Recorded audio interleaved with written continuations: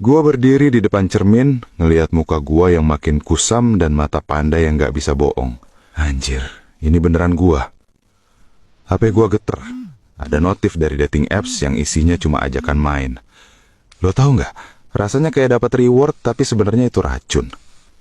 Gua OTW ke kosan dia, lewat jalanan Jakarta yang macetnya nggak ngotak. Panas banget ya dah. Polusi sama pikiran gua sama-sama kotor. Lagi asik melamun di lampu merah Sleepy, gua ngelihat bapak-bapak bonceng anaknya pakai seragam sekolah. Kenapa sih gua ngerasa iri banget ngelihat hal sesederhana itu? Gua sampai di kosannya, aroma parfum yang udah hafal banget di hidung gua. Lanjut lagi kita? Tanya dia sambil senyum tipis. 2 jam berlalu, gua duduk di pinggir kasur sambil merokok. Hening banget coy, cuma suara kipas angin butut yang kedengeran. Gua ngeliat pantulan diri gua di layar HP yang mati. Gua ngerasa kosong, hampa, kayak ada bagian dari jiwa gua yang kecabut tiap kali gua selesai main.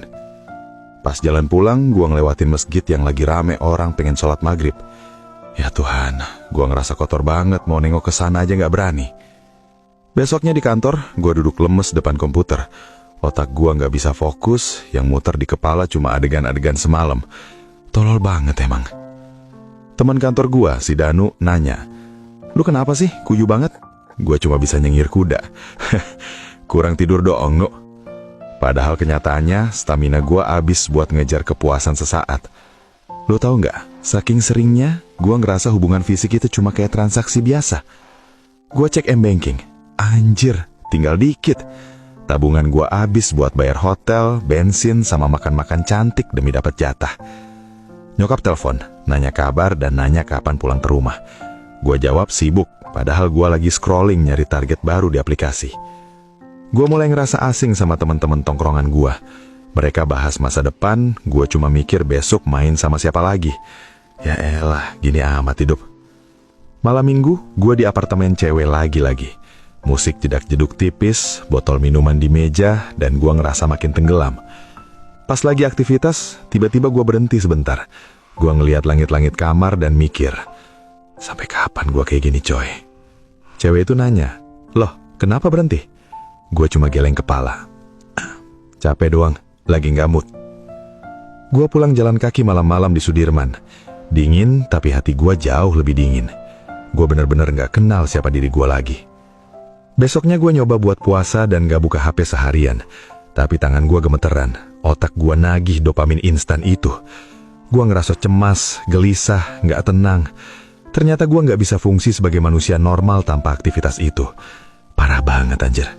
Gua nyoba baca buku atau nonton film, tapi fokus gua cuma bertahan 5 menit. Pikiran gua rusak, bener-bener rusak karena obsesi seksual. Adik gua chat, minta pinjam duit buat bayar UKT. Gua diam, dompet gua kosong gara-gara gaya hidup sampah gua ini.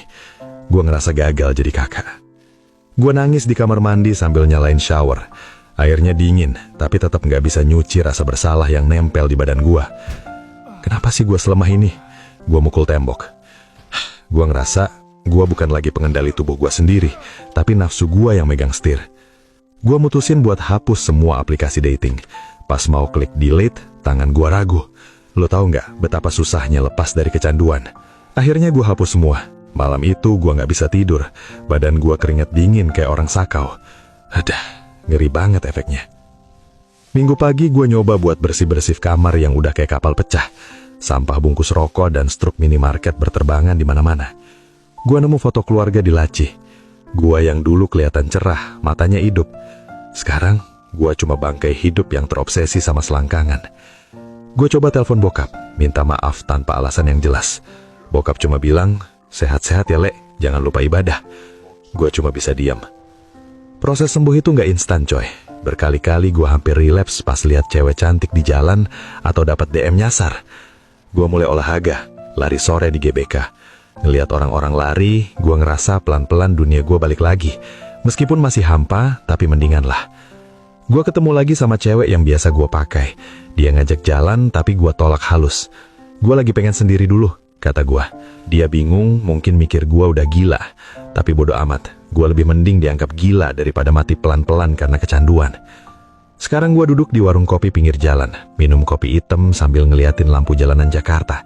Nggak ada aktivitas seksual, nggak ada pesta, cuma gua dan pikiran gua. Gua sadar hidup gua nggak bakal langsung jadi indah kayak film. Tabungan masih tipis, hubungan keluarga masih kaku, tapi seenggaknya gua udah sadar lah ya. Nah, buat lo yang sekarang lagi nonton video ini, dengerin gua. Jangan bangga jadi budak nafsu sampai lo lupa cara jadi manusia. Bangun, tolol banget kalau lo tukar masa depan lo cuma buat kesenangan 5 menit. Berhenti sebelum jiwa lo busuk, bro.